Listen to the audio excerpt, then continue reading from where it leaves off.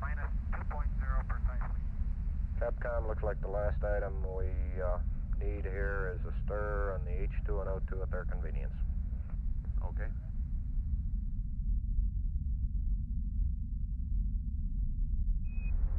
We've got one more item for you when you get a chance. We'd like you to stir up your cryo tanks. In addition, I have a shaft and trunnion. Okay. For a look at the Comet Bennett if you need it. Okay. Stand by.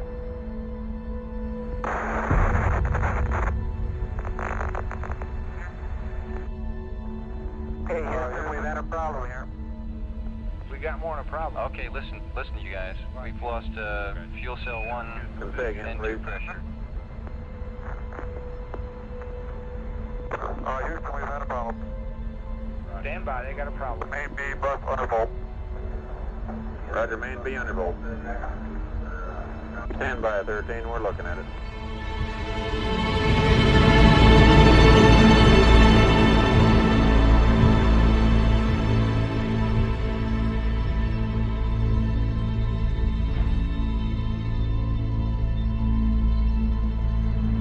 We had a pretty large bang associated with the caution and warning there.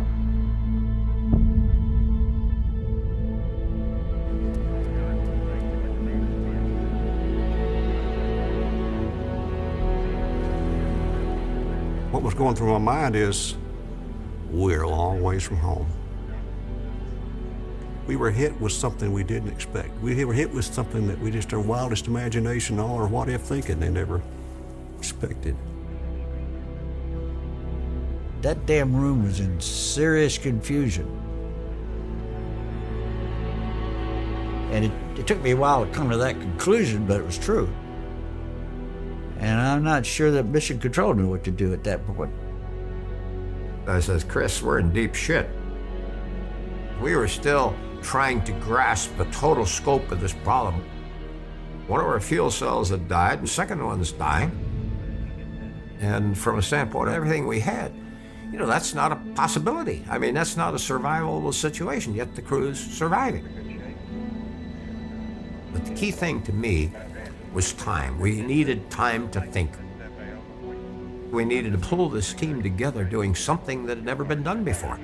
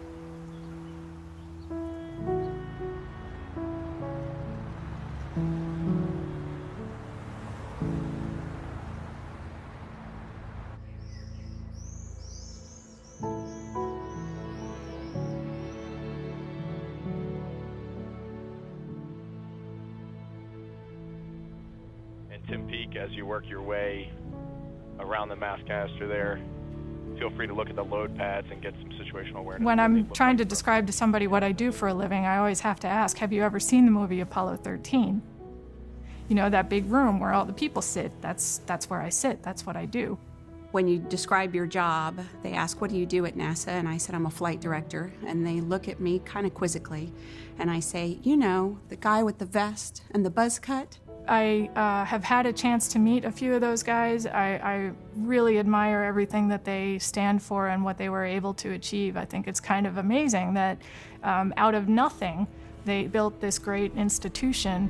Okay, I understand that. In the ventilation tube in the middle, we wouldn't be here today without the achievements that those folks made and the strides that they took in getting us down the path of human spaceflight. Where we'll leave you there. The people that have worked at NASA, and particularly the folks in the Apollo era, make it a point to come and speak to us to make sure that we truly understand the job that we are getting ready to undertake and share their experiences with us. So all of us are very grateful to our founding fathers.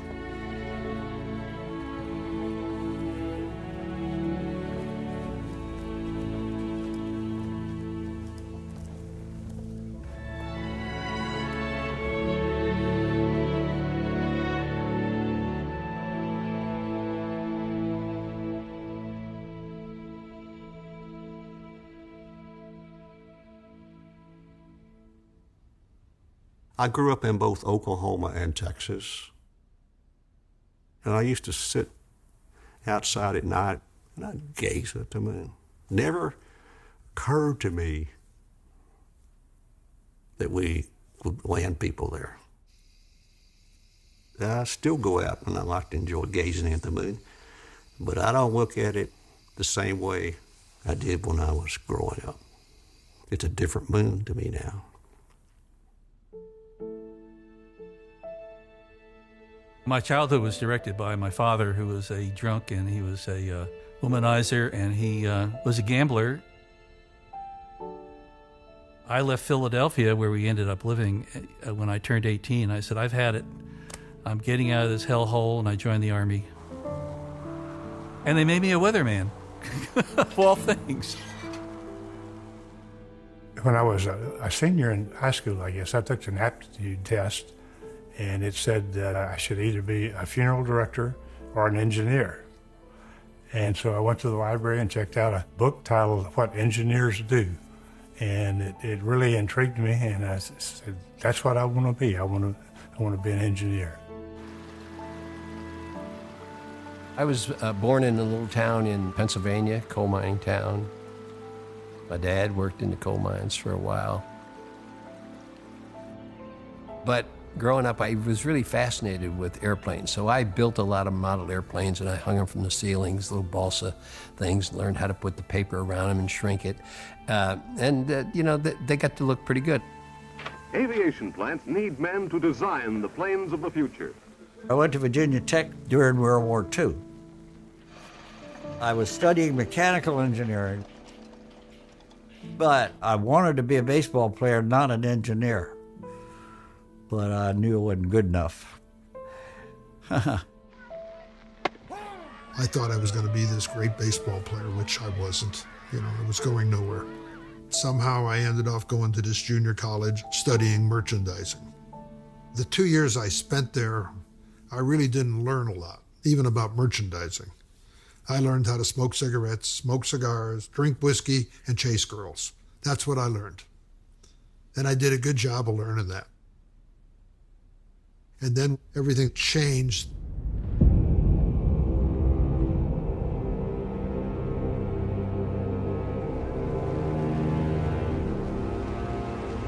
There is something new in the heavens, something that has never been there before. It circles the earth once every 96 minutes. It's called the Sputnik. I can remember Sputnik. It was in an English class. The speakers came on and the principal announced what had happened, and the Russians had put a spacecraft or an object into space. I remember I was driving along the road, and when I heard that on the news, and I thought, what? What is this? And we said, holy moly, you know, these guys are ahead of us. They've gotten a man-made satellite. And then shortly after that, when Gagarin flew. It was the propaganda coup of the year. And obviously, we all knew we were in a race. After the Russian flight, U.S. plans were accelerated. Commander Alan B. Shepard was sent into suborbital flight. Unlike the Russian... And when Kennedy laid down the gauntlet, that let's go to the moon and back and do it in a decade, I can remember, I wasn't even in the space program, I said, but I remember thinking, can that be done? No single space project in this period will be more impressive to mankind are more important for the long-range exploration of space, and none will be so difficult or expensive to accomplish. President Kennedy had charted our course. The landing of men on the moon before the end of the decade.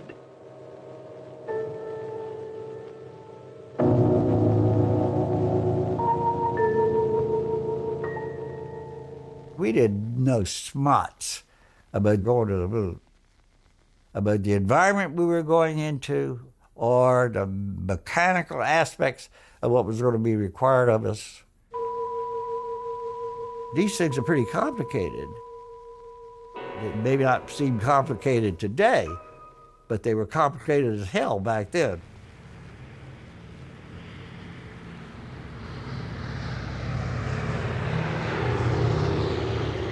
The background of flight control really was what we initially did in flight tests, testing airplanes. At Edwards Air Force Base, the NACA, where I worked, were responsible for the testing of the X-1. And so it was almost natural to have somebody on the ground monitoring the X-1 system, making sure it was ready to fly from the bottom of the B-29.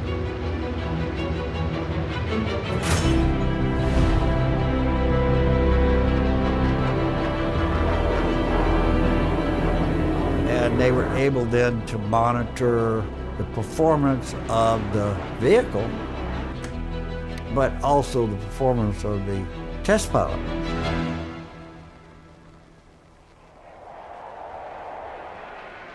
That was my concept of flight test. That became my concept of flight control. Okay, now what does that mean in spaceflight to us? How would we concoct that kind of a system that would allow us to get that kind of information and talk to the crew? That was a very big job. We didn't have any buildings, we didn't have any radar, we didn't have any telemetry, we didn't have any voice communication. And we ended up then saying, these are our requirements. We got to tell them it's got to have a computer. What the hell is a computer? It was almost that much. We didn't know. It isn't something that we suddenly decided we've got a control center, we've got these stations, and so we're going to fly. That isn't how it happened. It developed with time, sort of an evolutionary thing. Chris is the creator of Mission Control. His was the very first voice that we heard, and he was the foundation for what Mission Control became and its relationship to the crews and the flights themselves. There was never any question who was in charge, because he had the persona, he had the demeanor, he had the quickness, he had the mental skills necessary to pull this team together. He had a way about him that he could kind of see what was happening, what was needed, and think through what we had to do to satisfy that need. 2, 1, fire.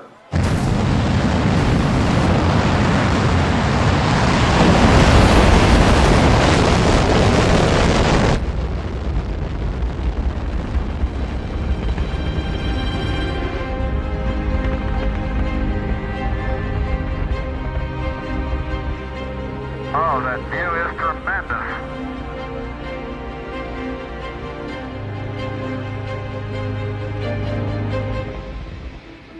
At the Cape, it was kind of an old steam engine kind of display. You had a bunch of little meters for reading pressure and temperatures and quantities of fuel and things like that.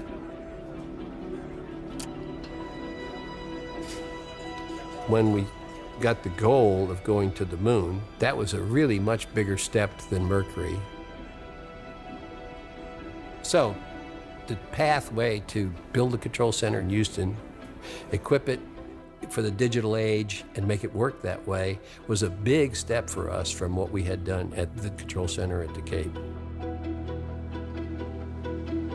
1,500 miles west of Cape Kennedy, the heart of the entire project, the Manned Spacecraft Center at Houston, Texas. A and this building behind me, where all major decisions are made throughout the flight, mission control. From launch to splashdown, in this room, 17 key men whose average age is only 30 will watch and control the Apollo mission. They'll be aided in their task by a continuous flow of information pouring into this room 24 hours a day from space and from tracking stations all over the world. From these display panels behind me, they'll be able to call up anything from a live television picture of Cape Kennedy or a recovery ship to moon maps, like that one, to a circuit diagram of the smallest transistor on board the spacecraft. All the controllers in this room will be helped by 6 rooms full of backup staff. So, we need a lot of people. We were looking for people with certain kind of capabilities, math capabilities, systems capabilities, communications capabilities, on and on. I had become an air traffic controller. One day the phone rang. It was a gentleman out here in Houston, and he started telling me they were hiring every engineer that walked in the door. And the next thing I knew, I was driving to Houston in my Austin Healey sports car with my black and white TV and my clothes. Come and take a trip in my rocket ship. We'll have a lovely afternoon. Kiss the world goodbye and away we fly. Destination moon. Travel fast as light till we're lost from sight. The earth is like a toy balloon. What a thrill you get riding on a jet. I worked at McDonnell Aircraft doing electrical design, so I got set up with an appointment and filled out an application form to work for NASA. About 3 months later, I come home one day and there's a telegram under my door. Job offer. See, I thought when I applied I would just get an interview, maybe. That's what I told my wife. But when the telegram came, it was an offer. And it was an offer for more money than a country boy had ever seen. $6,770 a year. My first job was to give tours of Mission Control, and the control center was just being outfitted with consoles. As I was a tour guide, I had a chance to meet people that were going to man those consoles. And I say man because there were no women, they were all men. And they were going to run those consoles and make the decisions.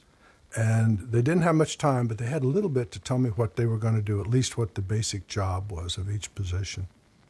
This front bank of consoles, known locally as a trench, possibly because it's in the front line, is where the rocket men sit. It's their job to watch and check that every engine on board the spacecraft is firing correctly and pushing Apollo in the right direction.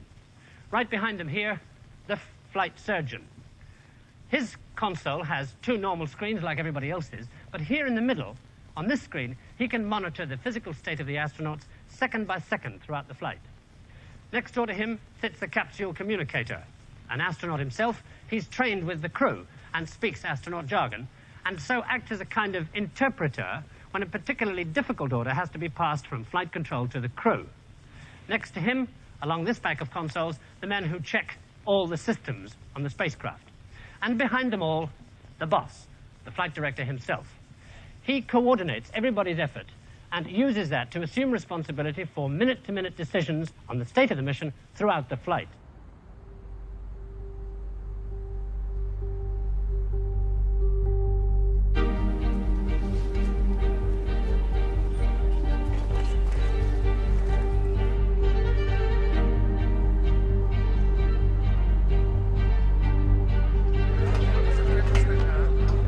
And hey, we got a new program called Gemini.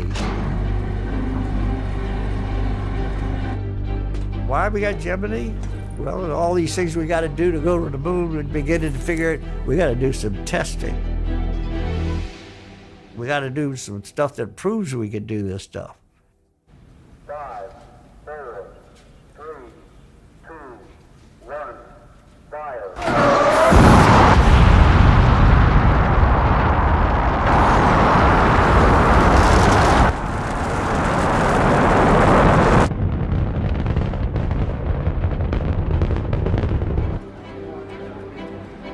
And there was a side benefit that was very important too, and that is that the ground had to learn how to operate. Jim and I became the proving ground for this Chris Kraft approach to mission control.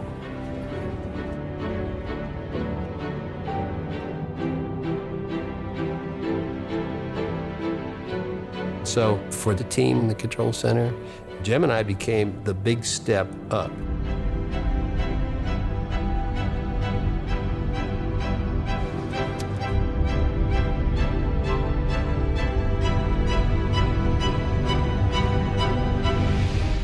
Each one of the missions had a very defined set of objectives. First of all, you could survive in space. Second, you could stay there for a long time. And then the rendezvous in the EVA.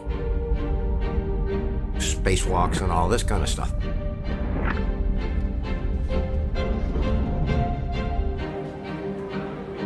By the time we came out of Gemini, we had a very well-tested group of people.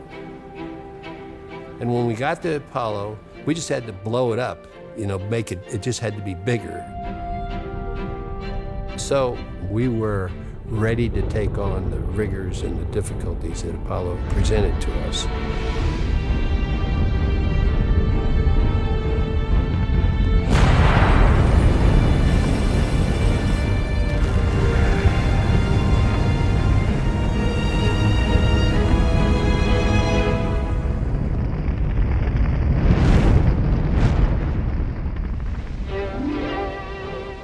The moon is a necessary first step for exploration of the planets. To fly men there and return them safely in this decade is the goal of NASA's Project Apollo. The early missions of Mercury and the experience from Gemini have brought this country to the next major milestone, the first Apollo three-man space flight. These are the men to fly that mission. Command Pilot Virgil Grissom, Mercury. I knew Gus Grissom extremely well. I knew Ed White pretty well. I didn't know Roger Chaffee very well at all. I knew their families. I knew their capabilities. I knew what drove astronauts. The Saturn rocket, the Apollo spacecraft, and all the component parts have been tested and retested. Everything is nearly ready, including the crew, for this country's first three-man space flight.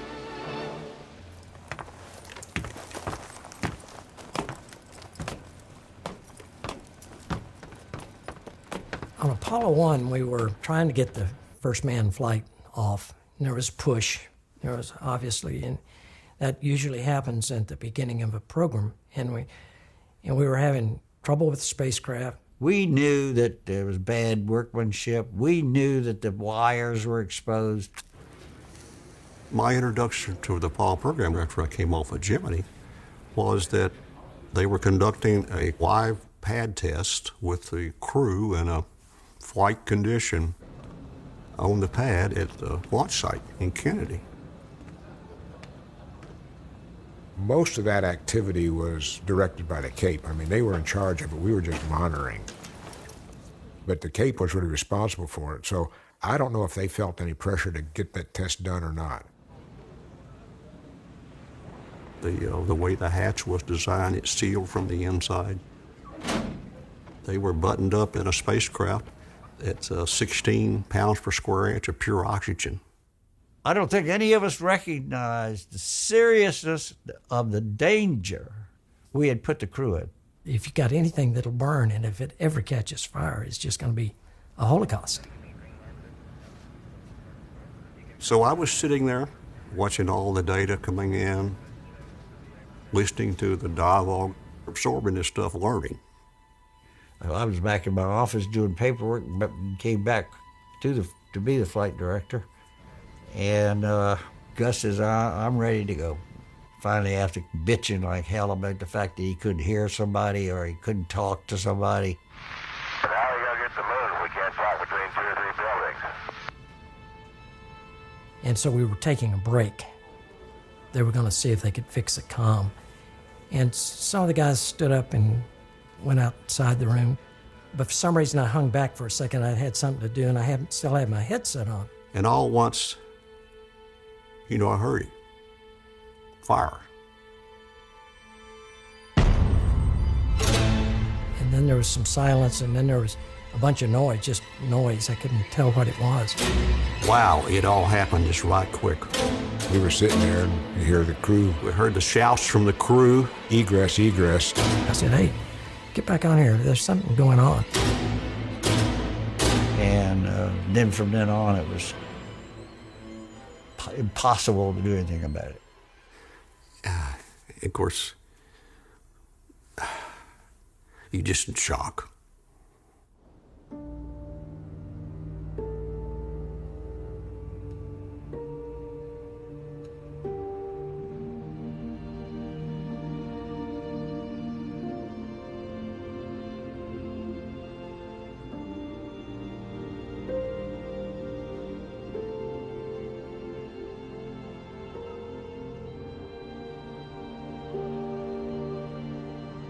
Because I've been in the flight test business quite a while in my life, I've seen death happen various ways, but not like that. And so you had that feeling of guilt, you had that feeling of remorse, you had that feeling of, my God, why did we ever let that happen?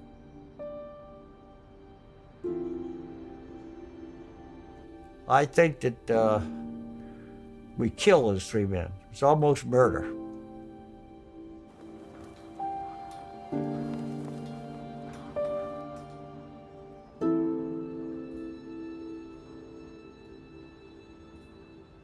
Short period of time after this all happened, we were called to an all-hands meeting in the auditorium, and we were called in there by Gene Kranz. Here we had a group of very young engineers, most of them just fresh out of college, who had never gone through this type of an experience.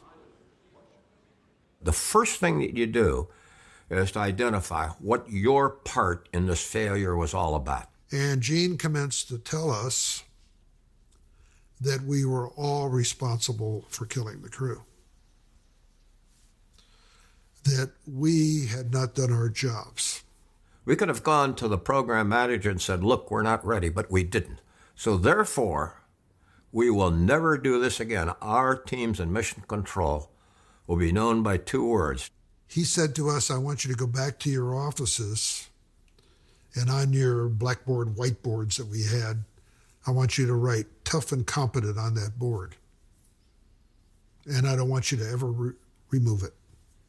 Tough, we will never again shirk our responsibilities because we are forever accountable for what we do, or in the case of Apollo 1, what we fail to do. Competent will never again take anything for granted. We will never stop learning. From now on, as a team, we will be perfect. I think it changed the entire attitude of who we were, what we did, and how we progressed into the future of spaceflight.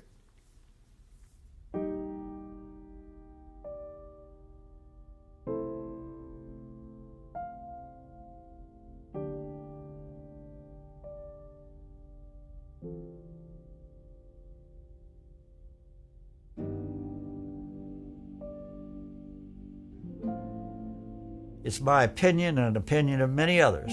Had that not happened, we would never have gotten to the moon. That interim period following the fire was the only thing that saved our ass, because we were able to then step back and say, what's wrong with this thing? What do we have to do to fix it? And it brought together the whole organization from top to bottom in NASA. Without all of that happening, we'd have never gotten there.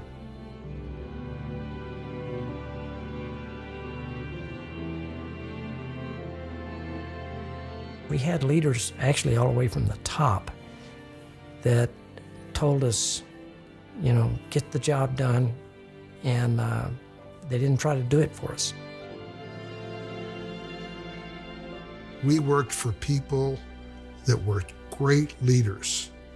It started out with the Crafts and the Gilruths and those guys, and they mentored their people, and you learned to mentor your people as you became a manager.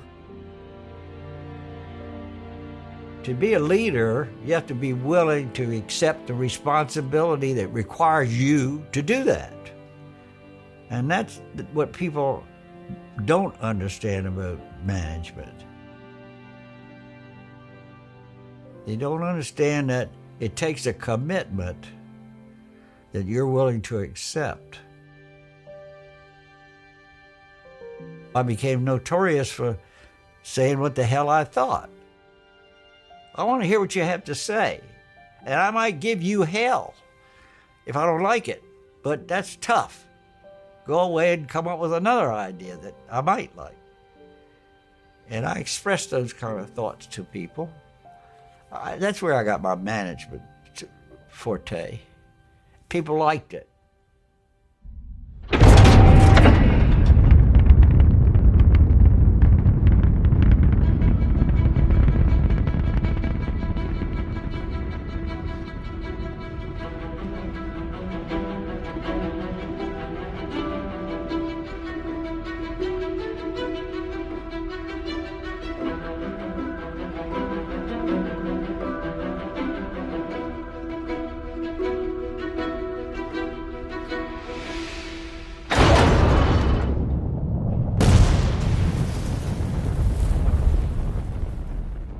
Apollo 8 was going to be an Earth orbital flight. We were going to fly the lunar module for the first time, and it would go and do various maneuvers in Earth orbit.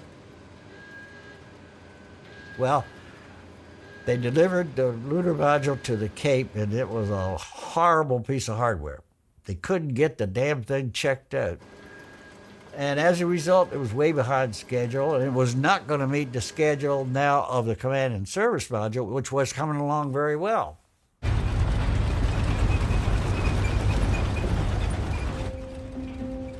NASA management came up with this idea of, okay, let's take the flight opportunity that we have. Let's assume we can get the fixes into the Saturn V, and let us think about going around the moon. I said, my God, that's a hell of a different proposition. The risk involved there are many manifold. The first thing I did was call my people who I thought were necessary to deciding whether we could do it or not. So we all got together, there's about 8 or 10 of us, talked it over, and I told them what we were thinking about. I thought immediately, he's got to be crazy. I mean, you know, we're a long way from being ready to do that. And I said, I want you to go away, and here's what I see the problems are. Now you go away and think about this, and you tell me what the problems are, and whether you think you can do it. So that was an intense weekend. But we went back on Monday and says, yes, we can do it with these limitations.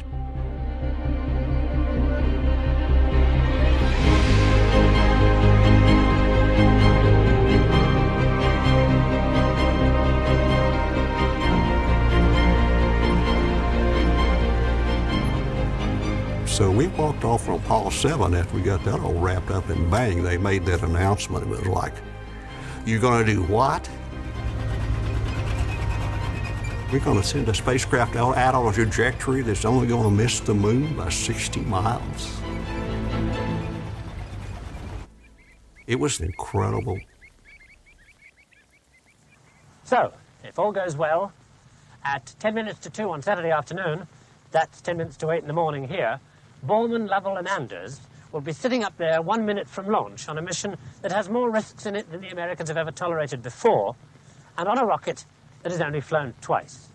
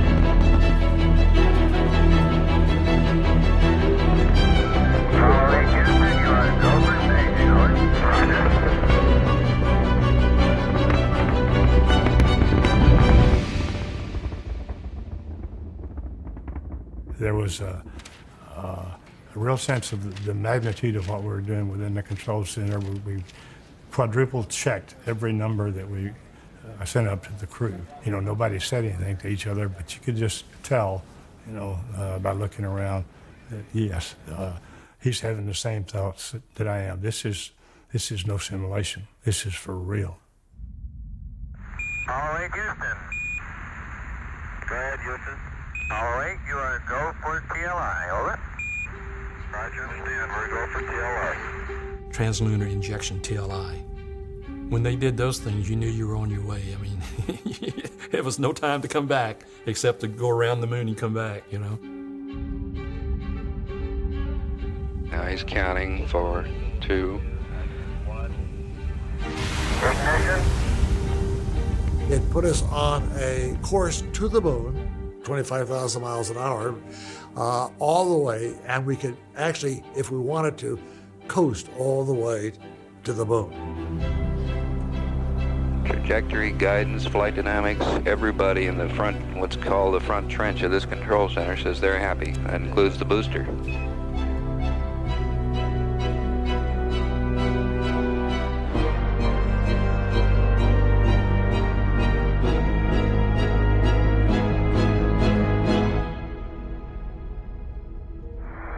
Apollo 8, Houston, you're looking good. Right down the old center line. Roger, Apollo 8.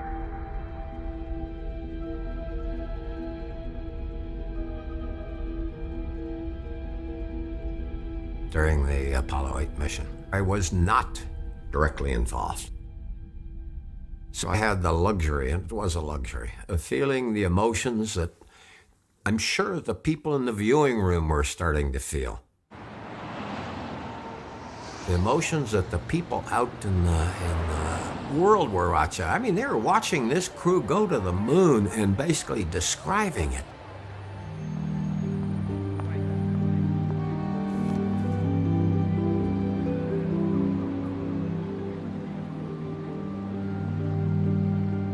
And instead of having to stay focused on the next event, the next thing, when's the next call we got, basically I could say, God, this is beautiful. I mean, I cannot think of any place I'd rather be in my entire lifetime than to be here in Mission Control.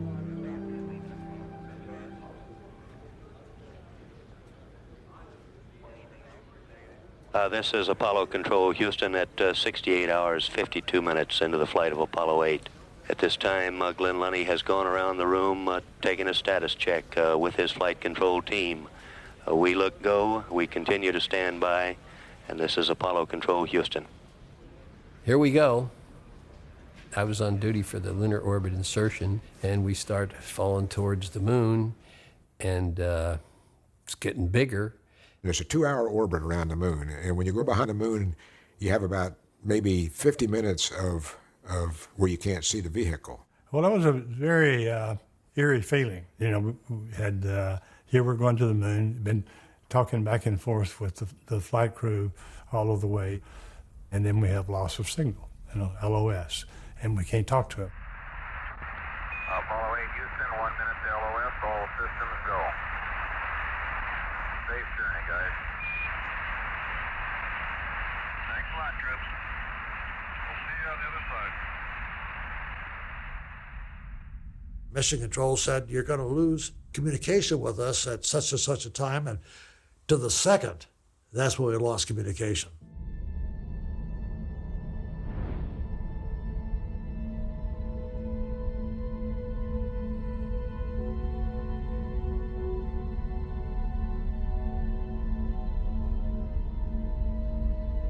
You could have heard a pin drop in that control center. I mean, it was the first time we'd gone behind the moon. You can't see it. We don't have any data, so we're depending on the spacecraft working perfectly behind the moon, because it could come out from the backside of that moon, it could go anywhere. It might be headed into the damn lunar surface, it might be headed into deep space if that engine screwed up, or the computer screwed up.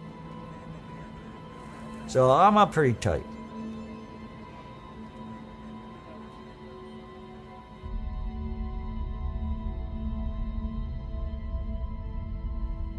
they had to do a maneuver on the backside to slow down to stay in orbit around the moon. And if they didn't do that maneuver, they would come out back into view of the Earth at one time. If they did do the maneuver, then they would come back at another time. And we had 2 countdown clocks set up so that we could count down to both of those.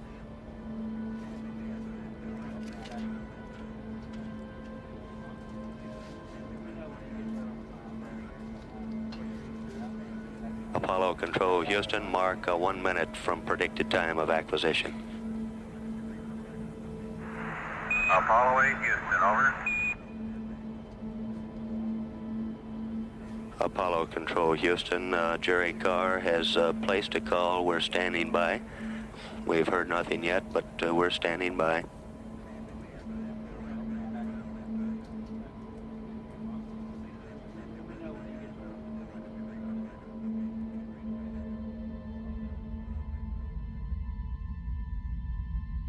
Apollo 8 Houston, over.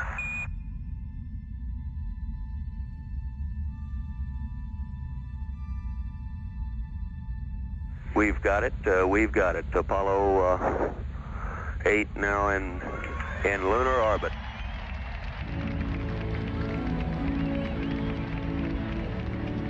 Sure enough, they came around the corner.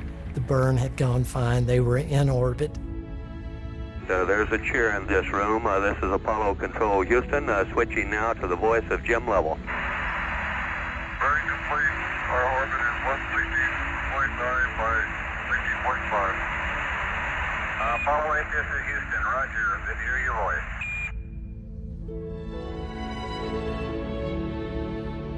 Big sigh of relief, because we knew at least they were stable. Now, whether we could get them out of orbit, that was another question. I would say that all of us, we probably spent the whole day that we were in orbit around the moon in the control center. Everybody was so keyed up.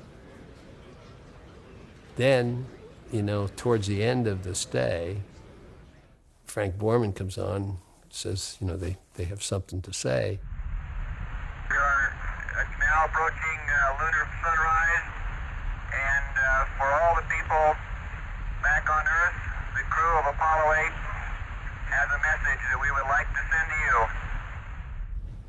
So I was just watching what was going on with the spacecraft. Everything was nominal. And then Frank Borman just said, in the beginning, God created heaven and earth. And the earth was without form and void, and darkness was upon the face of the deep.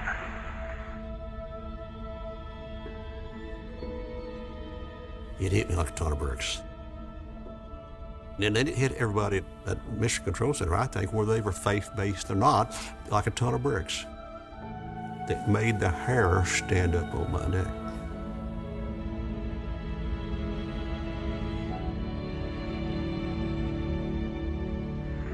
And the Spirit of God moved upon the face of the waters. And God said, "Let there be light."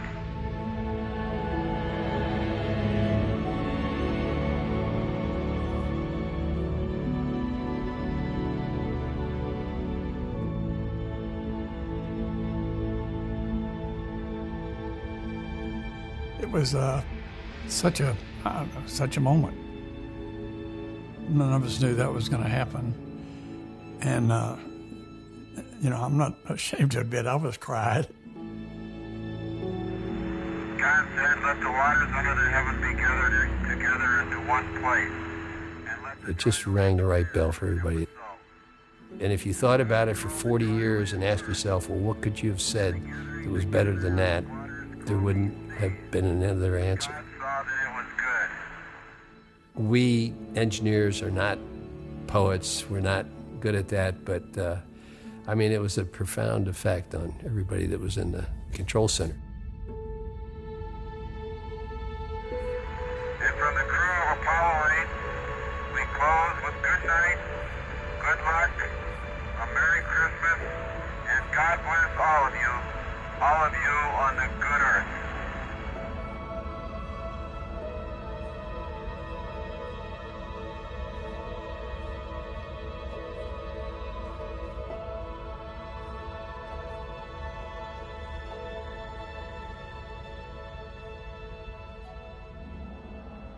A screenwriter couldn't have done a better job. The year of 1968 in the U.S., a very disastrous year with the Vietnam War going on and the elections going and the riots going, the killing of two prominent people. To end the year by going around the moon on Christmas Eve, it was all just fell into place.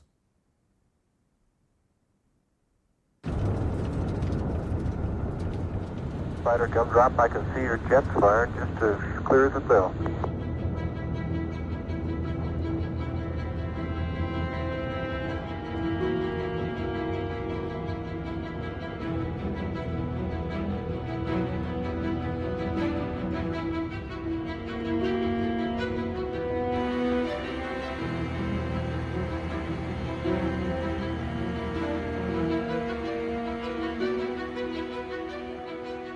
We used to work just crazy hours.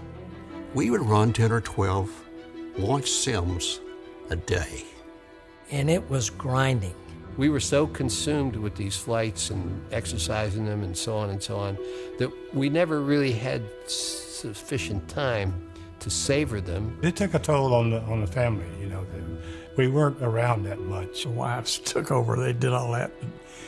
And they managed the checkbooks, they did everything.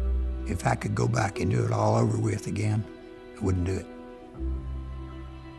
It was that much of an impact on my family. NASA consumed my time.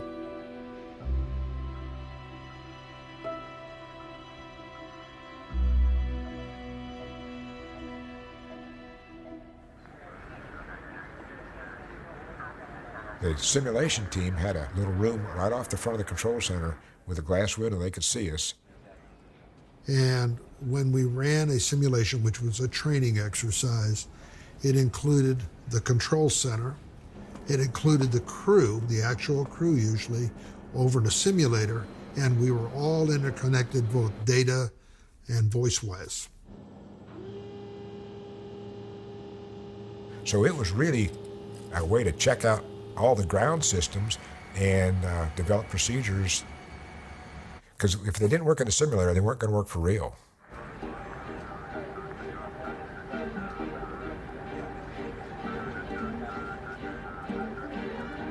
My nickname for the sim guys, those who are out to get us. They just kept throwing problems at you all the time. And they were trying to push us to our limits and see where we would go. We were about halfway through the landing simulation. We get this program alarm in the computer. 1201, 1202, you know, various, and everybody's wondering, what the heck is a 1201, 1202?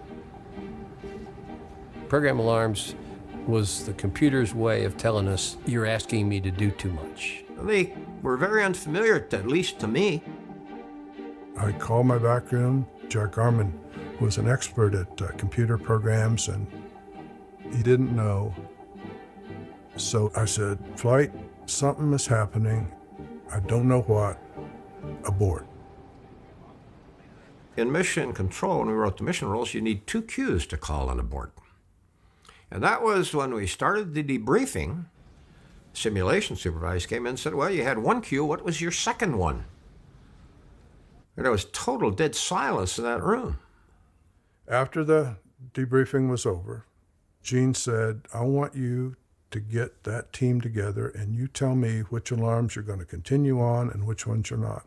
So I said, "Jack, you pull together MIT, the people that built this computer, and anyone else you can.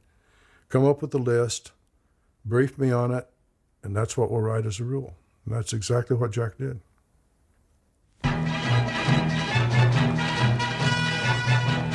Cape Kennedy's dreaming towers, launching pads for lofty ideals.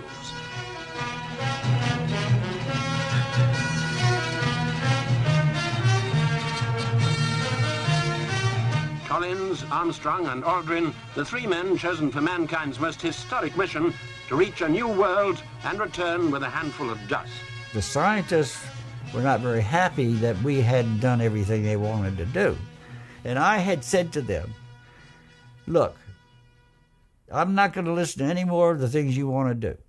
I said, we are going to the moon. We're going to land on the moon. We're going to get our ass off of the moon as fast as we can and still pick up some samples and make sure the spacecraft's ready to go, and we're coming back because we want to prove to ourselves that all the things that we thought about to fly there and back are correct and done well.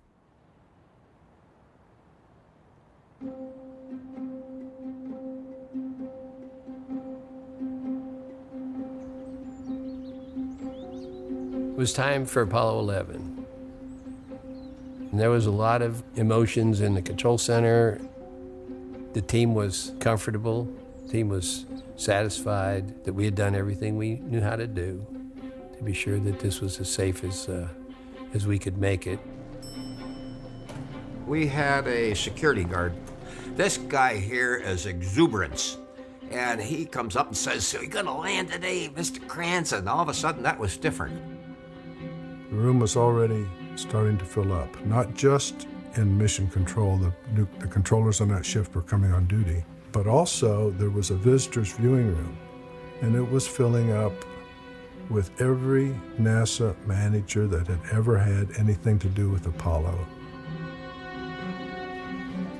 I was anxious, you know, this is a big deal. So I was really focused on it and was really excited, actually. This meant today's the day, you know, we're going to do this.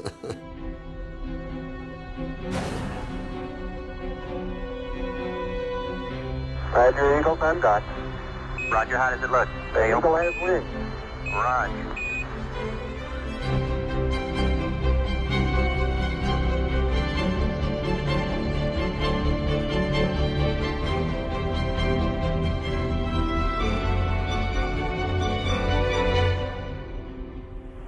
You got a fine-looking flying machine there, Eagle, despite the fact you're upside down.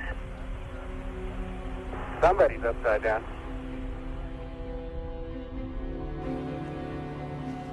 Everything was on track. We're ahead of the flight plan right on down the line. We had a private conference loop that was accessible only to the people in the control room. The outside world couldn't hear it. The managers couldn't hear it. He just talked to us. And basically, I indicate that I believe we were born for this day. We were meant to be here. We did a great job preparing for this mission. And then I said, I will stand behind every decision you will make. We came into this room as a team, and we will leave as a team. I can remember that today as well as if it was a second ago. I can remember the words. I can remember what he said. And that made all the difference in the world.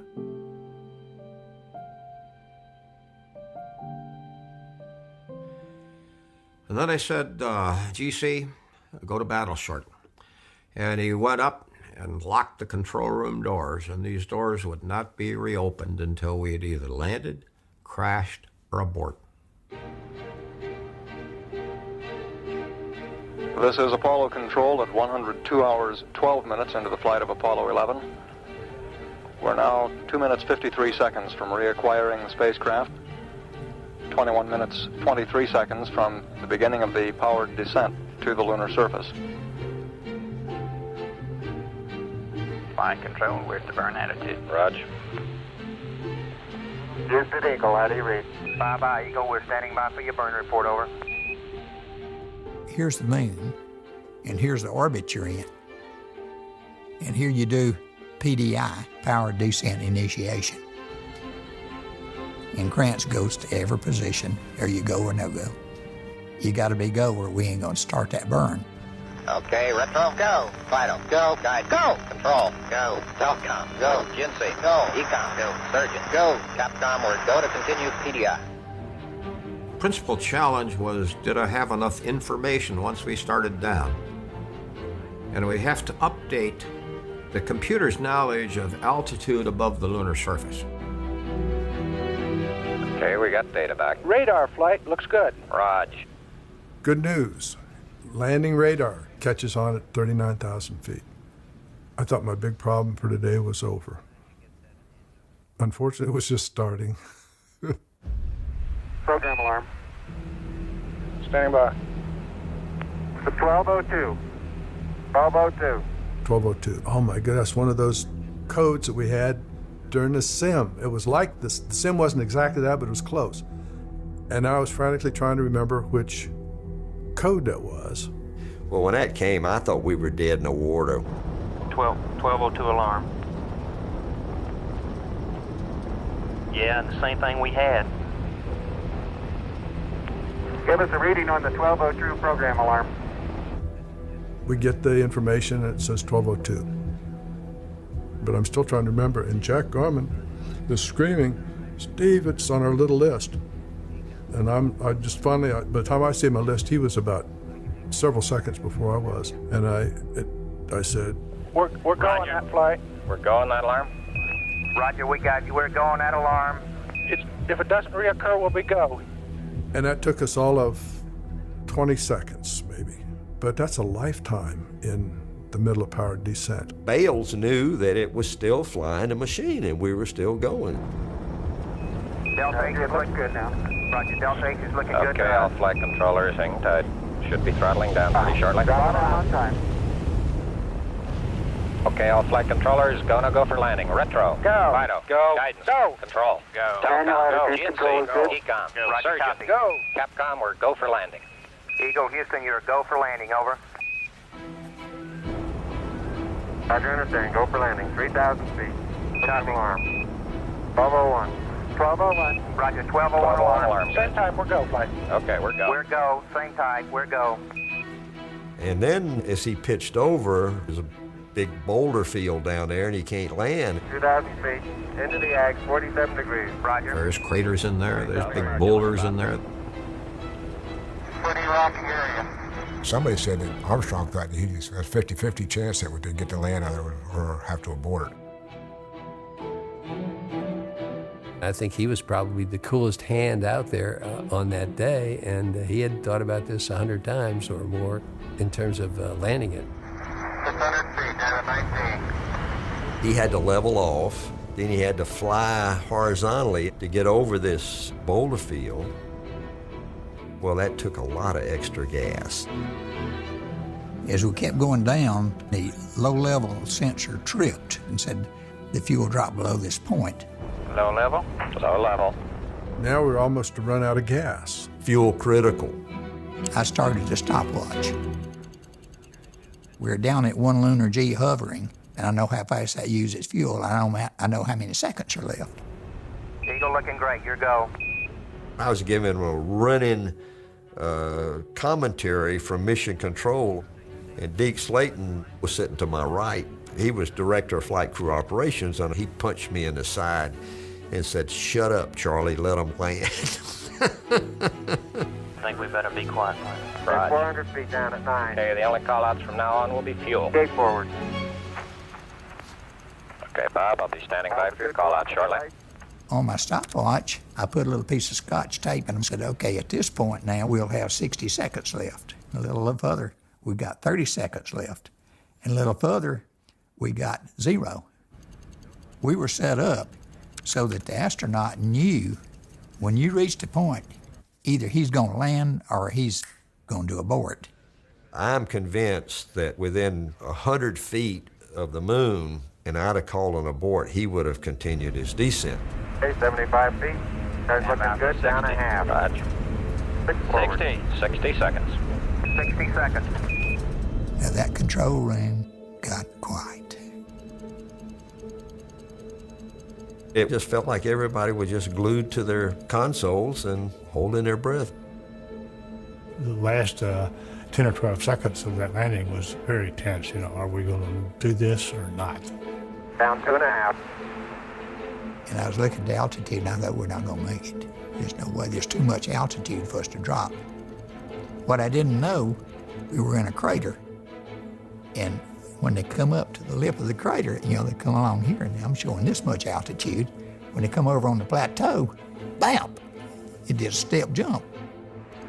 Forward. Forward. And shortly after that, Buzz said, I see dust. Oh, it was a sigh of relief. 20 feet down, 2.5. Picking up the set. 30 feet, 2.5 down.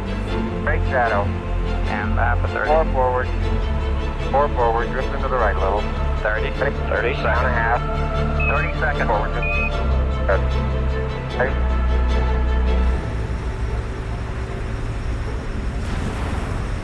Contact light. Okay, engine stop. ATA at a descent. We've had shutdown. We landed with 18 seconds left on my stopwatch. We copy you down, Eagle. Okay, everybody, T1. Stand by for T1. Tranquility Base here. The Eagle has landed. Roger, Tranquility. We copy you on the ground. You got a bunch of guys about to turn blue. We're breathing again. Thanks a lot. Thank you. You're looking good here. Okay, we're going to be busy for a minute.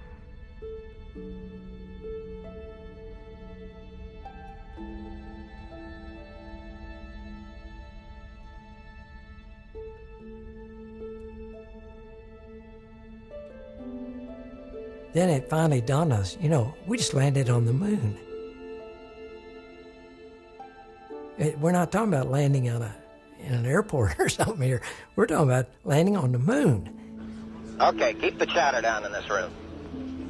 Roger. Everybody's applauding behind us in the control room, but we got to stay totally focused. Is it safe to remain here for the next 2 minutes? Yes or no? Is the spacecraft going to tip over, fall over? Are we in a crater or sliding down? So we had a variety of questions we had to answer. Okay, T1, stay, no, stay. Retro. Stay. Fido, stay. Stay. I remember Crayons went around, stay, no, stay. Of course, you couldn't say go, no, go. You had to say stay, no, stay. And so we said stay. Everybody said stay.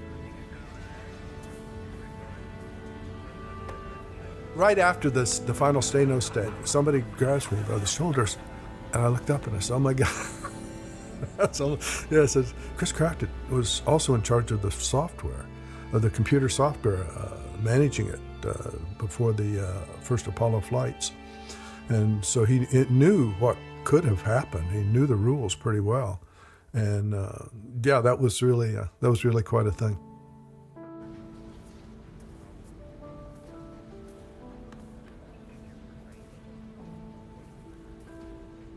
To finally get there and to be down there is first time, in the history of the human race that anybody has done something like that.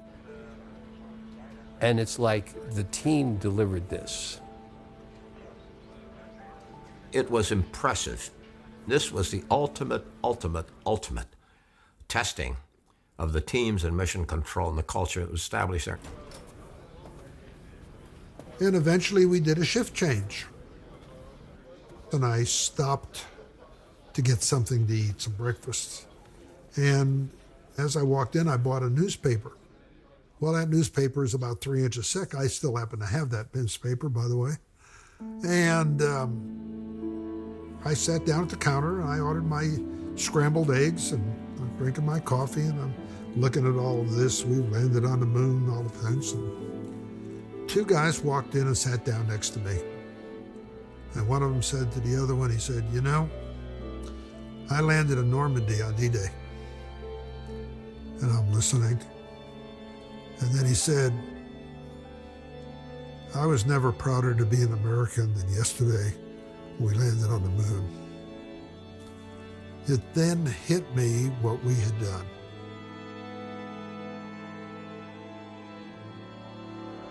Dear men from the planet Earth, first set foot upon the moon, became in peace for all mankind, July 1969, AD.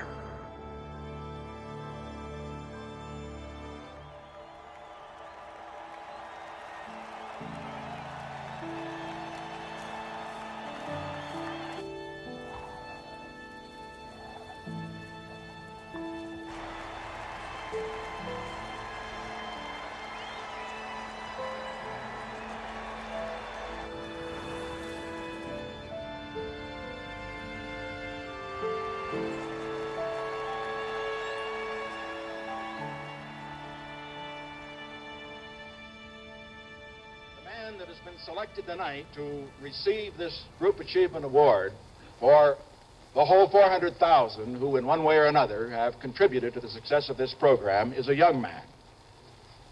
Steve Bales, when the computers seemed to be confused and when he could have said stop or when he could have said wait, said go.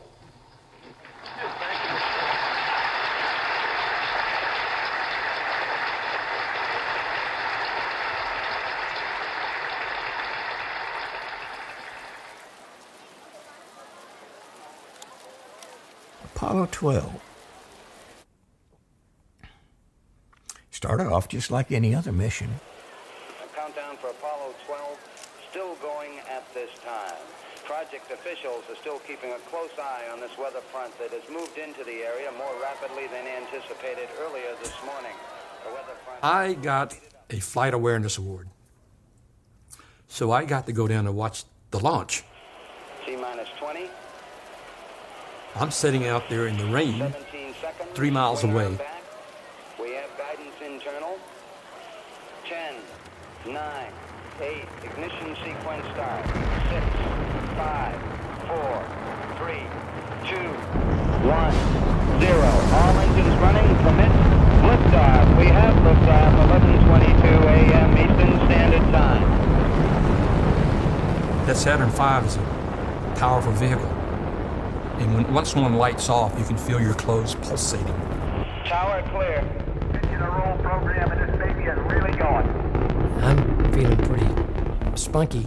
You know, here's my first time as a lead flight director or a launch flight director even. Pete Conrad reporting the roll and pitch, programmed to put Apollo 12 on the proper course. 30 or so seconds into the flight. Roll complete. Roger, Pete. I see 2 streaks of lightning down each side of the vehicle. Wow, the crew came alive. Okay, we just lost the platform, gang. I don't know what happened here. We had everything in the world drop out. All the data went blank. All but with console lights, I mean, just lit up like a Christmas tree. And I watched John. John just stood there, and I don't remember him talking to the back room. I got 3 fuel cell lights and 8 C-plus light, a fuel cell disconnect, 8 C-plus overload, 1 and 2, A plus A and B out. The thought that I had first is I'm going to be the first guy that has to call on the board. I looked at my data. And he just stared at the data and stared at the data. Maybe just the indicator. What do you I says, John, I said, you talk to the back room. And John ignored me. So what do you got in the main front? And all of a sudden, there was some patterns and stuff on the screen. I wasn't too sure at first what they were, but then I said, I thought to myself, I've seen this. Bang, I've seen this before. And it turned out that he had seen what the data would look like from a ground test, which he remembered. And that's when it clicked. The signal conditioning equipment, SCE. Is that the SCE? Boy, I don't know, John. Sure. What do you see? Somebody comes from SCE to AUX. And then John Aaron said, Flight, tell him to go SCE to AUX. SCE to AUX. Auxiliary flight. SCE to AUX, Capcom. And Jerry Carr said, what? What is that? John came in over top of both of us and said, signal conditioning equipment to auxiliary. He went to the spacecraft. Apollo 12, Houston, try SCE to auxiliary, over. Try SCE to auxiliary. What the hell is that? SCE to auxiliary. Al Bean knew where the switch was. He reached down, he flipped it. And as soon as he did, voila, we had it all back. We got it back, flight. Looks good. Okay. Now, it's not that SCE to AUX fixed the problem. SCE to AUX was the thing that allowed me to get the data back. But the one thing I kept looking at was the trajectory plot, which we had on a big display in the front. It was right on. That's it. Staging. Now we're figuring out our problems here. I don't know what happened. I'm not sure we can get hit by lightning. And that's when I told Jerry, I said, look, don't put yourself under but so much pressure. We don't have to go to the moon today. We can just do some tests in Earth orbit and we'll come home and go the next time. And all he was really saying is, your call, I said, well, it's your job. That's what you guys know better than I do, how to do this. I just want you to know that you don't have to be under the hammer or the pressure of making a bad decision. And so you make a good one. And I'll accept it. But we kept checking things out, and sure enough, it was okay. So let's go for TLI. So here we went. And you know, the mission after that was one of the cleanest we ever had. Down to the pit. Man, that may have been a small and for Neil, but that's a long one for me. And we had a hell of a party. I remember that.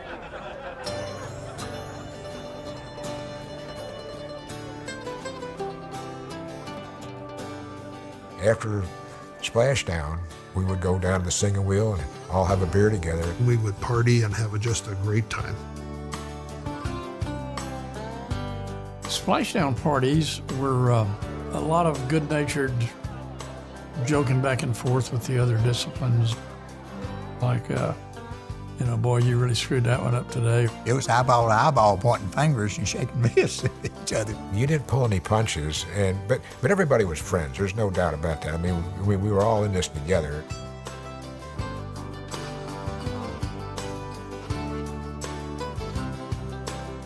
Drank a lot of beer.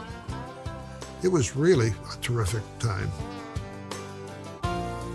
Made us all a better team for it, I think.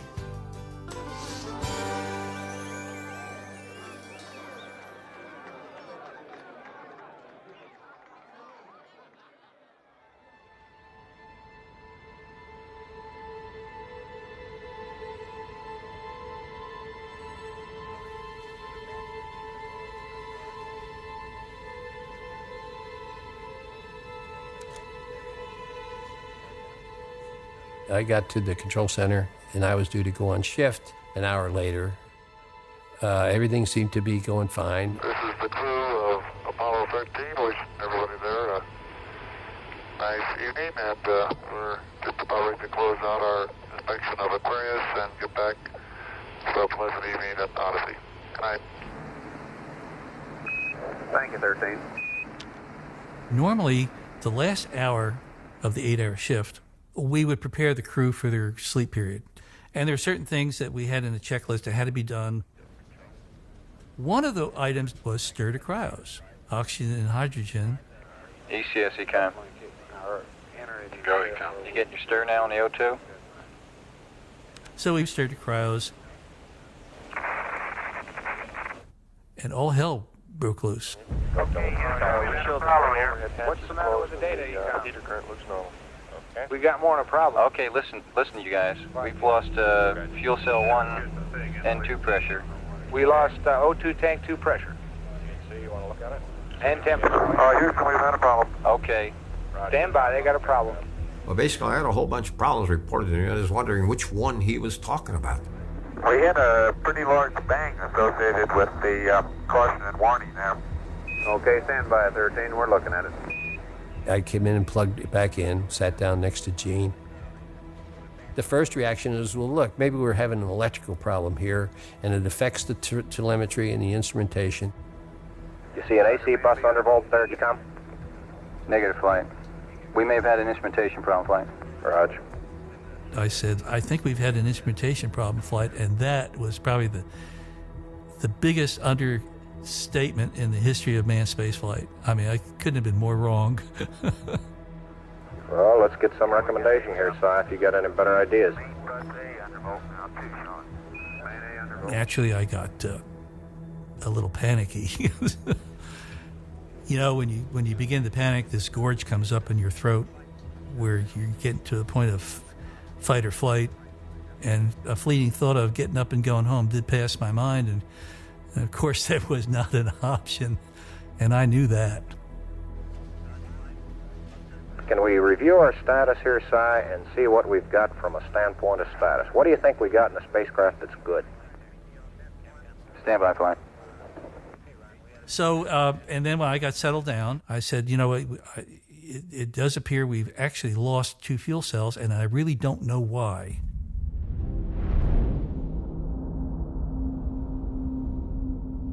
We didn't know what happened. It wasn't until I looked out the window that I realized how serious we were. It looks to me, looking out the hatch, that we are venting something. We are venting something out into space.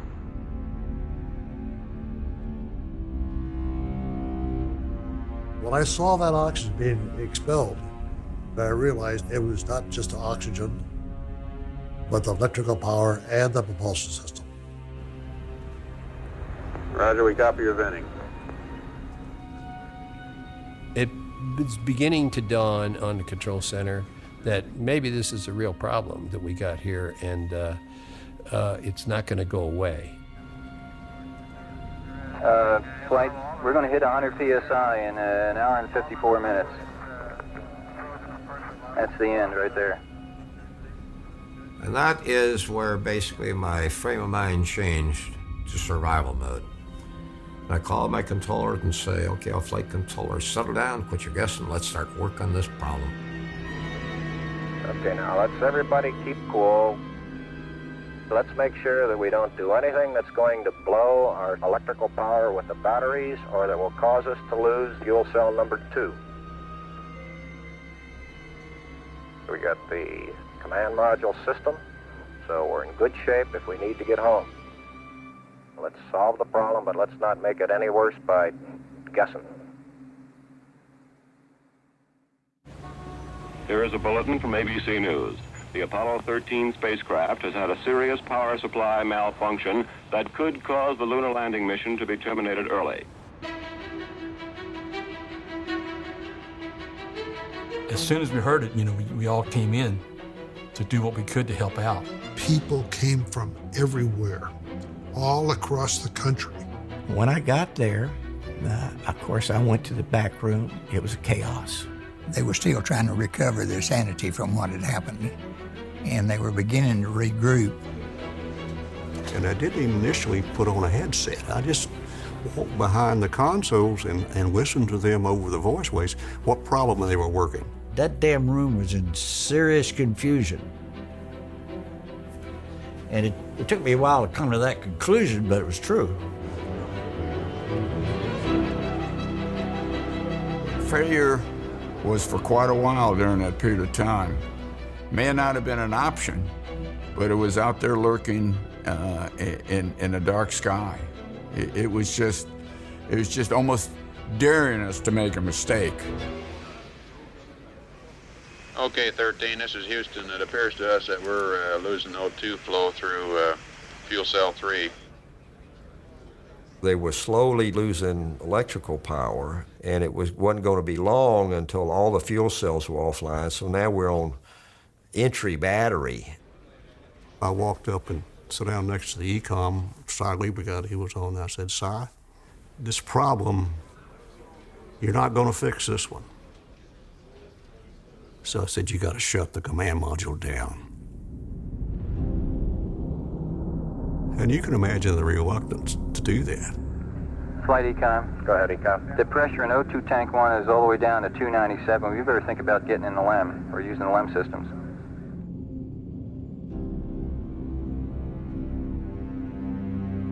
We were in serious, serious trouble. And the only way that we could possibly save ourselves was using the lunar module. 13, Houston, we'd like you to start making your way over to the LEM now. Fred and Jim are in the LEM. Ordinarily, when you're going out towards the moon, you can turn around and burn the big engine straight at the Earth and get back. However, the big engine just had a big problem back there, and we didn't know how bad that was. We could actually do a big burn with a descent engine on the lunar module. It was not that much longer to go around the moon. So my input was, let's get on a free return right away.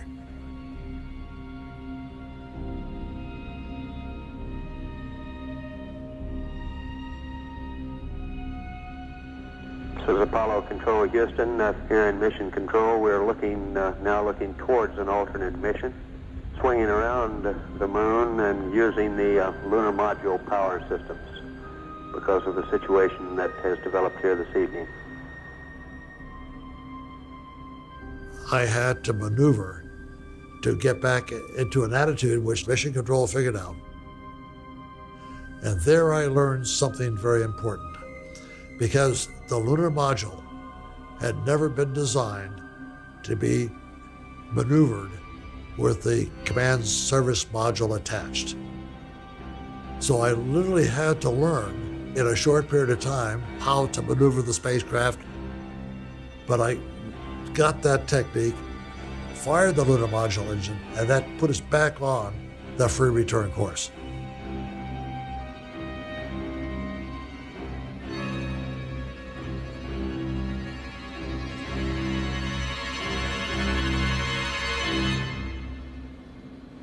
We are about 70 hours from home, and we have a plan for carrying out the rest of the mission, but there's going to be no relaxation at all as far as that goes from now until splash.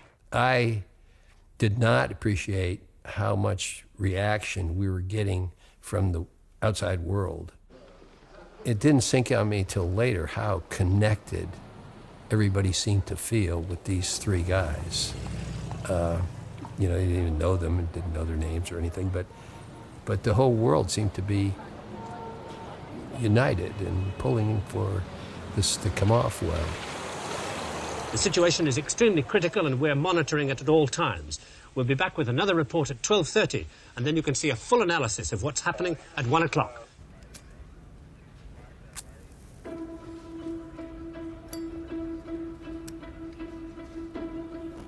We all smoked.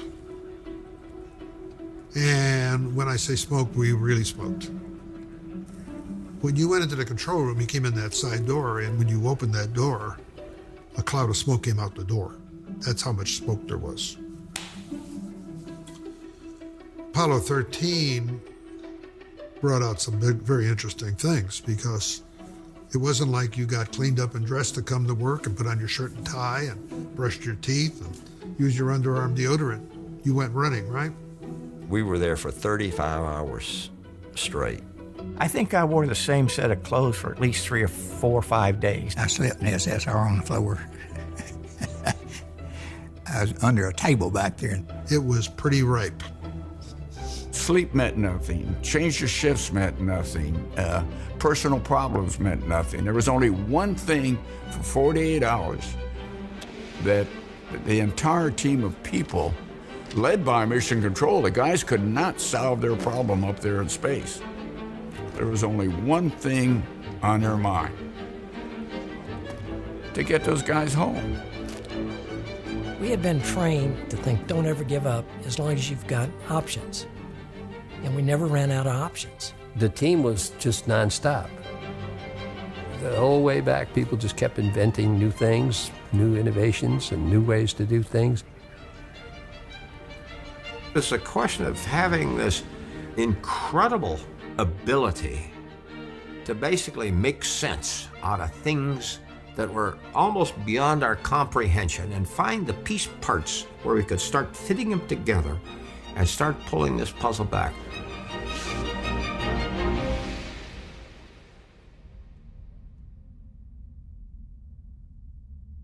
I could see the Earth starting to get bigger and bigger, and I realized that we had to have instructions of the best way to power up the command module. And so I kept asking very politely at the time, do you have those instructions? And they said, we're working on it, we're working on it. The original power-up document started off with John Aaron and I on a blackboard. We kind of drew some things on the board and some rough ideas. That was the beginning of the document. I knew basically what equipment you had to have on to do a certain function. That then started the whole process of how to build all the detail switches and circuit breakers, what sequence you had to do this in. And it's all very compressed. From there, it just started growing, and people would start inputting their piece of their turf, their territory. And one organization wanted this. Well, that had to come back into the document, and actually through John and I to say, hey, can we afford to do that, power-wise? And we worked out all the bugs, all the procedures, And the final document was, of course, then proved and read to the crew. Tomorrow morning, Eastern Time, the spacecraft will approach the Earth looking like this. This is the way it looks now. About 5 hours before it reaches the Earth's atmosphere, the men in the command module will jettison this part here called the service module, and it'll float away in space. That will leave these two parts of the spacecraft, the LEM here and the command module here. And there's one whole side of that spacecraft missing. Right by the high gate antenna, the whole panel is blown out, almost from the base to the engine. Copy that. It's really a mess. I don't remember saying, hey man, we've done it, because we hadn't yet, okay? There were still so many variables involved that, you know, I was just hoping what we did was right.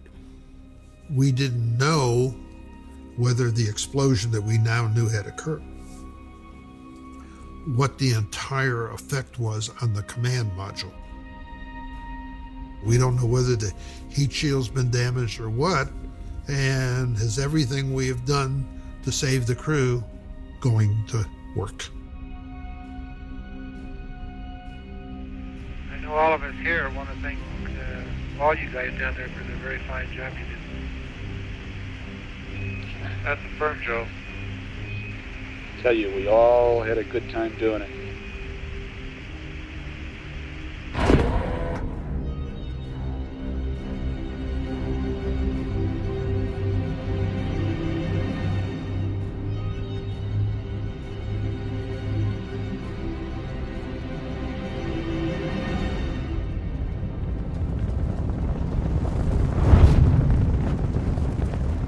Well, on all of the returning flights, we have what we call blackout.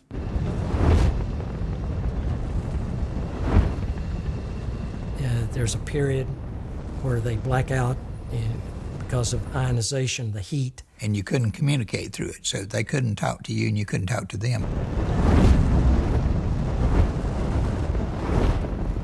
At this stage in the space program, we could compute when blackout will start and when it will end within a second, and we've never missed. Well, in this case, it started right on time, and then when the time came to come out, it didn't happen. Okay, you should be coming out of blackout now. Can you see him? Negative. You know, I started thinking, oh my God, you know, here we've done all of these things to get them back home, and something's happened to the heat shield. The thoughts going through my mind at that time is they're gone.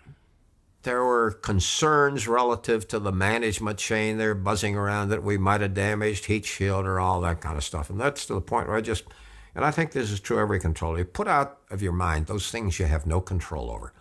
Don't worry about them. That's the breaks of the game. If that's it, so be it. Contact yet? None of the staff flight. You've got communications with the Orion? That's affirmative. So we sat there, and we sat there, and we sat there, and I forget how long it actually was late. Capcom, why don't you try and give him a call? And all of a sudden, we got the word from a downrange aircraft that Raya has acquisition of signal. Bang! we almost all fell out of our chairs. All of a sudden, it came alive. Advisor, standing by. Standing by, over. And then the aircraft carrier reported radar contact. And then they reported a sonic boom, and we said, boy, we're re-entering that sucker. Crew was talking. The relief of that they were okay. And then once we got contact, we heard from them, it went to pure elation. Visual contact, flight.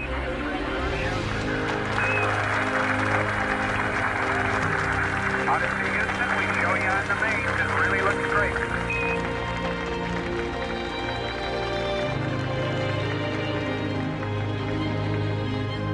And there was this television camera view looking up at the spacecraft from the deck of the carrier, And there were these 3 big old balloon chutes. You know, most beautiful sight I'd ever seen.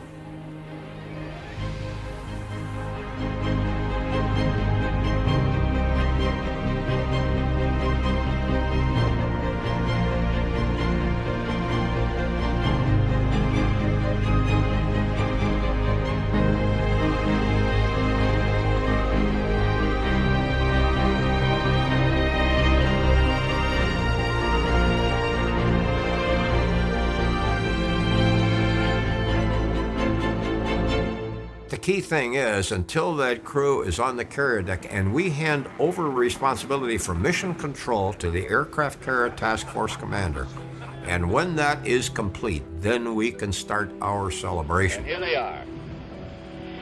James Lovell, John Swigat, and Fred Hayes.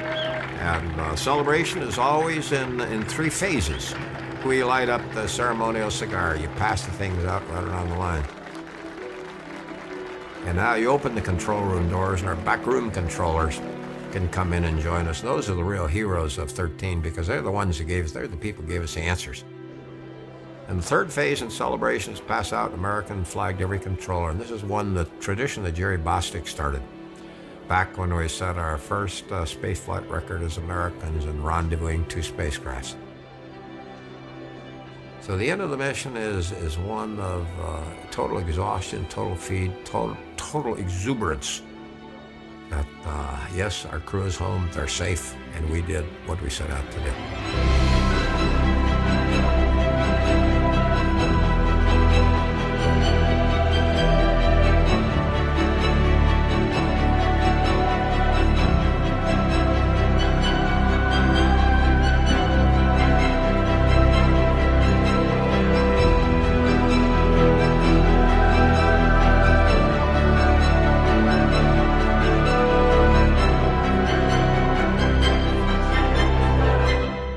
After the flight, when in discussions with the control people, I said, well, we thought we would deliberately not talk to you so that it might make a good movie one of these days.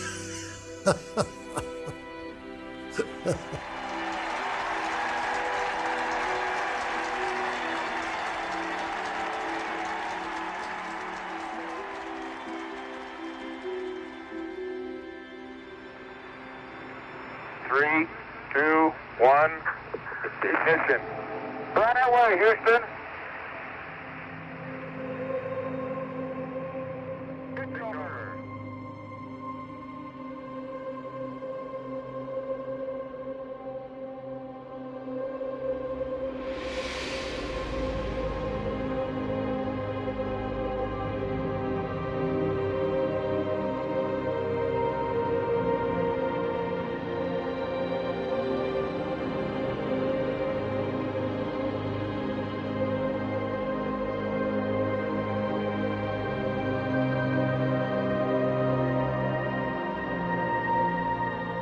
After the Apollo 1 fire, tough and competent became the mantra of the flight control team.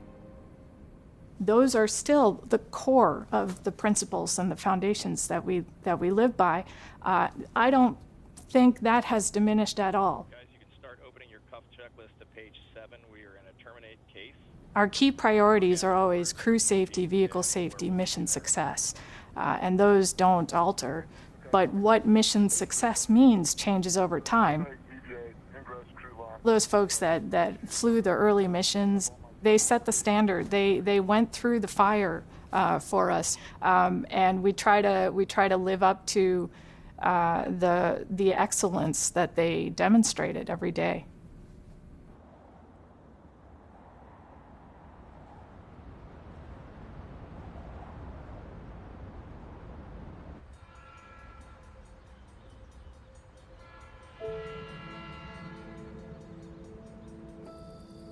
It's amazing. I think it's amazing that we were not only able to do it technically, but the country let us do it. The public and the Congress and the leadership and the White House. Everything collided and lined up correctly.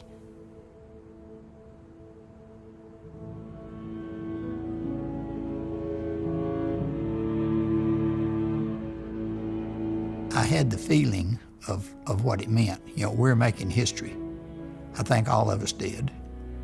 And realizing that, there was a sense of pride in what we're doing and a great feeling of gratitude that I happened to stumble into it at the right time. It was just a golden opportunity to be a part of it. Somehow or other, when we came together, we were greater than the sum of our parts.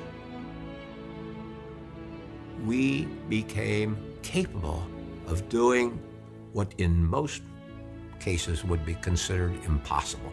We were better than we ever expected to be. We are more successful than we were expected to be.